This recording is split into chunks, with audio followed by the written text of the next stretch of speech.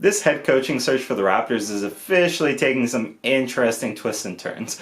What's up, everybody? It's JJ Buckets, and today we are going to talk about a surprising candidate emerging in the Raptors head coaching search. So before I fully hop into that, just usual drill, folks, make sure you're leaving a like on the video. You've done a great job recently, so thank you. Subscribe to the channel if you're new here. Plus, if you plan on doing any responsible sports betting in the near future, just make sure to check out the link in the description below. Recent reports have suggested that Redick is emerging as a candidate to fill the Raptors head coaching vacancy. Now, the same report also talked about Dwayne Casey being a name that's floated around, and personally speaking, I don't believe in recycling. So no thank you on that one, and not really going to touch base on that. But as far as Redick goes, this one is interesting and definitely warrants a bit of a discussion.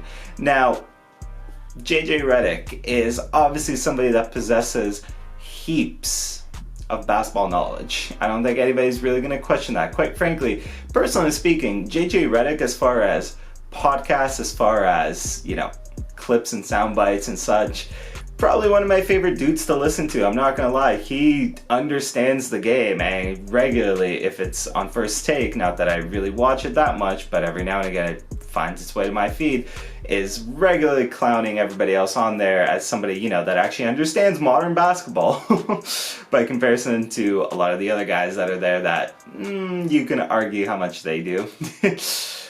And then on top of that, obviously, I'm actually, personally speaking, again, a huge listener of Redick's podcast. I love it anytime he has guests on there. Again, you can really understand that this dude, he gets the game of basketball. He gets the modern game of basketball. I don't know if, that's just because he was such a great shooter, and obviously the way basketball has evolved, that's been a big part of it. But just in general, overall, he is somebody that possesses, and it's evidence for everybody to see, great knowledge, great basketball IQ, which I guess for the Raptors is where the intrigue and interest is coming from, right?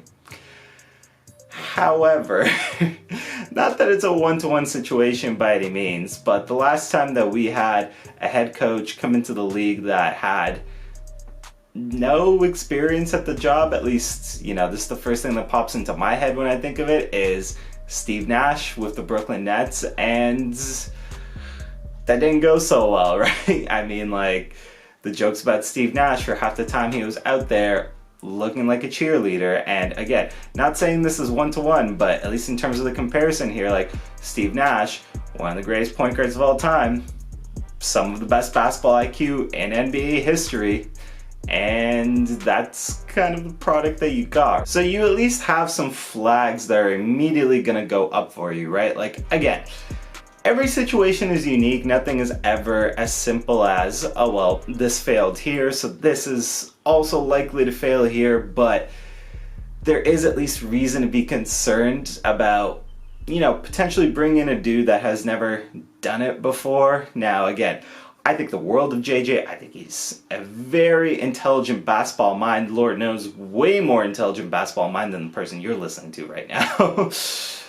But, just no previous experience is still no previous experience. Do you really expect him to be comfortable coming in and just knowing and immediately picking up all the ins and outs of being a head coach? Because obviously being a head coach in the NBA has layers to it, an incredible amount of layers between managing players' egos, obviously your schemes, all that stuff. And I'm not saying JJ's not capable of that. Maybe he is.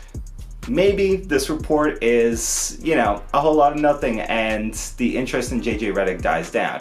And obviously we have had situations as well where guys like Steve Kerr went from the broadcasting booth to, being coaches, and it worked out just fine. However, the situation in Golden State was a lot different than the situation in Toronto. Golden State was a team waiting for somebody to put them over the top, and kudos to Steve Kerr. He managed to get them over the hump and managed to turn them from a really good team to a championship caliber team, obviously a dynasty. I don't really feel like that situation is as good of a comparison to the Toronto Raptors that are, quite frankly, sitting at a point where they're going to be assessing a lot of young guys, trying to fill roles with their young guys, trying to put everybody in the right position to succeed and grow and develop. Like, we're not at that, championship caliber stage yet by any means. I don't know if the rationale here is you want a coach to grow and develop with this unit, but it's also it's a move that raises a lot of red flags, where you have a coach learning on the fly on how to do this, and you have a lot of young players that need development and quite frankly can't really afford to take steps back unless you are planning to tear it down, get rid of Pascal, Fred, whatever else, and just start from scratch, and you're fine with being a bad team. Which, if that was the case, why didn't you do it at a deadline? I'm always going to come back to that. It's really annoying. Anyways, it's a situation that doesn't inspire a lot of confidence, as you can clearly tell, right?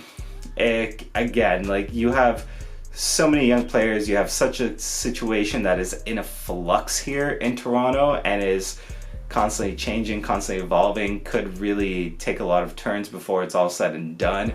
And I don't know if right now bringing in a dude that has no prior experience as an NBA coach is the move. I really don't. Now again, just reiterating, this is no knock on JJ whatsoever. I just realized I'm talking about JJ Redick, and it's JJ Buckets, and I'm throwing around JJ. Anyways, this is no knock on JJ Redick. This is absolutely no knock on JJ Redick. The dude is intelligent beyond belief, and I'm sure maybe in the future, who knows, maybe he could be a reasonable head coach. And maybe it'll be with Toronto. I don't know. Like, I don't know if this is what we're doing here, but again, it's just a situation that makes you worry more than it doesn't. And I think that's the final thoughts here on again, what's an interesting development. I think that's been me for the day. What do you folks think? I've been talking a lot about it, so let me know your thoughts on JJ Redick potentially filling the Raptors head coaching vacancy. Other than that, that's pretty much been the video for me today. Yeah, usual drill. Like, comment, and subscribe. Again, it all goes a long way, especially the likes. Again, if you're this late into the video, I think you enjoyed it. At the very least, you enjoy listening to me rambling. So hit that like button. Give me that thumbs up. As you can clearly tell, my thoughts are still ever flowing, and yeah, it's been JJ Buckets. It's been real, and I will see everybody next time.